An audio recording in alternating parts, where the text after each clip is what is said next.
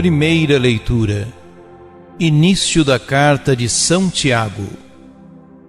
Tiago, servo de Deus e do Senhor Jesus Cristo, às 12 tribos que vivem na dispersão.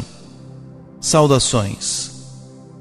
Meus irmãos, quando deveis passar por diversas provações, considerai isso motivo de grande alegria, por saberdes que a comprovação da fé produz em vós a perseverança.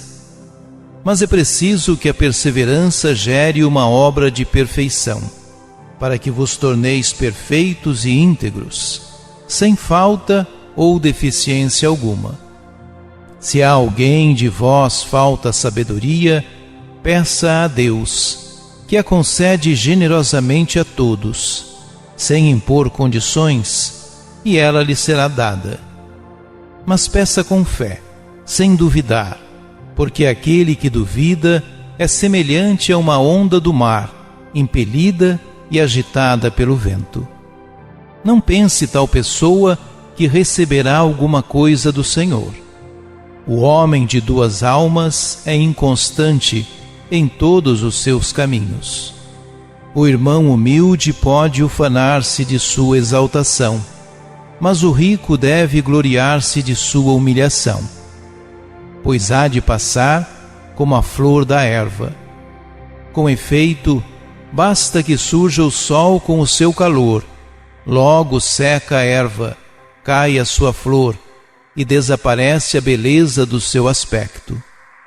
Assim também acabará por murchar o rico no meio de seus negócios. Palavra do Senhor.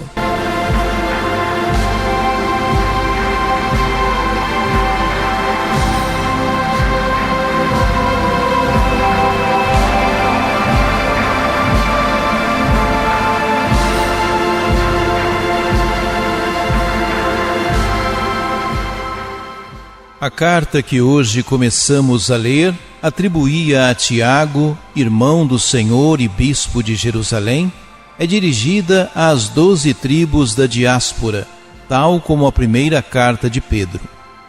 A diáspora era formada pelos judeus que viviam fora da Palestina. Aqui o termo é usado metaforicamente para indicar a igreja, novo Israel, dispersa entre os povos. A carta de Tiago, para além da introdução, apresenta-se como uma homilia, onde o seu autor oferece normas práticas de vida cristã. É uma carta católica porque contém verdades universalmente válidas, isto é, aplicáveis à vida de todos os crentes. Resumidamente, podemos indicar algumas. A devoção e a piedade só são verdadeiras quando se refletem na vida dos crentes. As aparências de devoção não agradam a Deus. A verdadeira devoção não é simples aspiração da alma, nem palavreado fácil. São as obras que revelam a autenticidade da fé proclamada. Para além de alertar a todos para a necessidade de uma fé que se traduz em obras, a carta de Tiago quer também responder a duas preocupações. Por um lado, revelar aos pobres o valor da provação, das suas angústias. Por outro lado, revelar aos ricos o perigo que as riquezas encerram.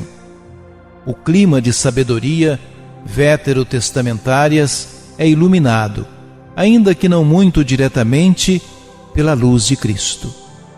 Hoje escutamos a introdução e a parte da exortação inicial, cujos temas serão retomados ao longo da carta. A providencialidade da provação, a necessidade de rezar para adquirir a sabedoria e saber orientar-se no meio das dificuldades da vida, o caráter ilusório das riquezas.